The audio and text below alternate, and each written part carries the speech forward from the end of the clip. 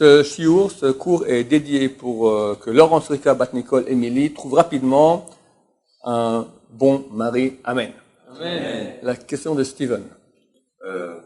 J'ai une question. En fait, j'ai vu des gens qui m'ont parlé de reportages faits par des chaînes israéliennes, qu'il y avait des gens qui sortaient de la Torah. Et donc, nous, très souvent, on est face à des gens qui ont vu ces reportages et qui nous disent, c'est quoi tes arguments, qu'est-ce que tu as à répondre contre ça? Tu vois que le monde religieux il fonctionne pas vraiment rond, il fonctionne pas vraiment bien. Et nous, des fois, on est à court d'arguments, on regarde le reportage, même en le regardant, on sait même pas quoi dire au final. Qu'est-ce que vous... Il faut comprendre que d'abord, qui fait ces reportages? En Israël, il y a une très très grande guerre de pensée entre la gauche anti-religieuse, qui tient les médias, la télévision, tout ça, c'est gauche anti-religieux, et le monde religieux. Le problème est que le monde religieux est en train de gagner la partie. Ils gagnent du terrain, ils font plus d'enfants. Les plus grands acteurs, chanteurs, actrices et chanteuses israéliennes font tchouva, et eux, ils sont très très embêtés. Donc, pour bien gagner quelque chose, alors il y a un organisme comme ça s'appelle Hillel, ou Hillel, d'accord, qui s'occupe de chasser, de trouver des élèves de yeshiva et les sortir, d'accord, de leur prouver, de leur faire... je connais des gens qui sont tombés dans leur griffe, d'accord, c'est terrible, d'accord, ils se battent pour les rendre non religieux. Pour une histoire affreuse, quelqu'un une fois fait du stop à Jérusalem, un religieux, il va à Bnei Brak. On le prend dans une voiture, et le type roule comme ça, 120 km/h, on ne peut pas... Il le fait écouter des trucs pornographiques avec, tiens, regarde un peu des journaux, même s'il veut pas, il peut pas, d'accord, c'est terrible. 3 quarts d'heure, tu es bloqué dans la voiture en train de faire pécher les gens. Il y a beaucoup d'histoires de ce genre-là, Hachem Ishmor. Évidemment, vu que les médias leur appartiennent, donc ils ont une grande écoute, mais la réponse est extrêmement simple. Que propose le monde non religieux? Il faut comprendre comment nous sommes construits. On a un corps. Ce corps est géré par une entité spirituelle, ce que les biologistes appelleraient l'énergie vitale, d'accord, qui donne tous les instincts. Instinct de faim, instinct de reproduction, instinct de conservation, instinct d'agressivité, etc., etc. Nous prétendons, la Torah prétend, que cette partie qu'on appelle le Nefesh, c'est aussi une partie qui s'appelle Neshama. Neshama, c'est le sens de la vie. Pourquoi tu vis? Est-ce qu'il y a une vérité, un amour de la vérité, un sens authentique, être authentique? Est-ce que je suis un animal performant qui va super bien faire de la reproduction, des beaux sexuels, qui va super bien faire de la magouille pour gagner, d'accord? Je suis un animal, d'accord, performant. Ou au contraire, j'ai un animal, mais j'ai aussi une partie beaucoup plus haute, beaucoup plus grande, qui est amoureuse de la vérité. J'ai une sensibilité à la vérité. Un peu ça, Neshama. Ce Shabbat-là, on a discuté un peu comme ça, et Melvin, il me dit, c'est pas certain qu'on est juif. Depuis 3300 ans. Quelqu'un qui se convertit, il est plus certain d'être juif que nous. Je dis oui. Quelqu'un qui se convertit avec une vraie bonne conversion, c'est certain 100% qu'il est juif. Nous, on espère. Je lui dis, mais mon cher ami, tu sens un Neshama, non? Oui, c'est vrai. Quelqu'un qui est dans la Torah, surtout un Baal Tshuva, des gens qui sont dans la Torah bien investis, ils sentent le Shabbat. Ils sentent quand ils prient, on sent la Neshama, elle existe. Cette attirance. Vous tous qui arrivez ici à l'Yeshiva, pourquoi vous êtes venus? Ton père t'a dit, c'est où ça, où je te flingue, d'accord? Ou tu fais pas un nom d'Yeshiva attirant en enfer, ton prof t'a dit à l'école? Pas du tout. Tu avais une attirance pour la Torah.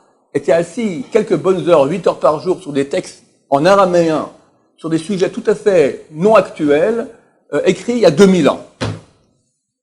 Ça parle de rien d'actuel. Qu'est-ce que vous faites maintenant?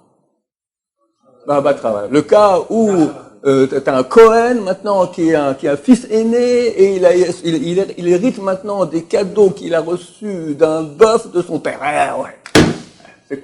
Et tu parles un mois là-dessus. Et t'es excité. Comment ça se fait? Parole d'Hachem. T'es amoureux de la vérité. Et ces choses-là, elles sont saintes. Donc il y a un écho chez toi.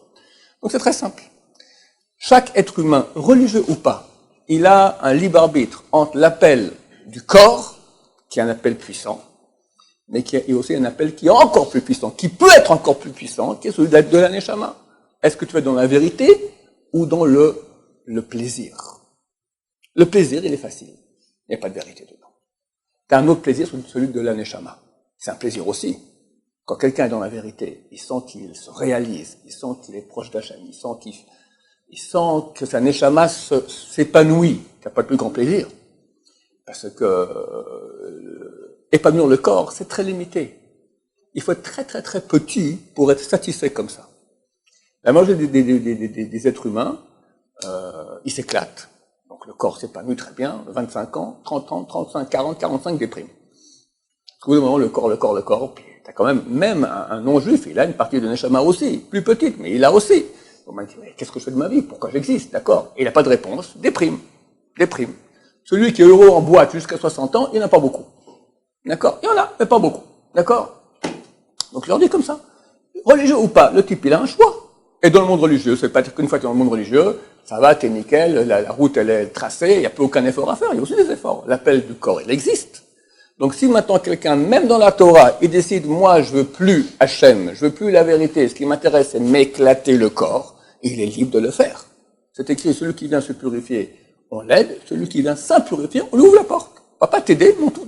Personne ne va t'empêcher. Personne ne va t'empêcher. J'ai le fils d'un ami, religieux. Il a divorcé, et se remarie avec une fille divorcée aussi. Un beau jour, il lui a dit, je vais aller m'éclater à Tel Aviv.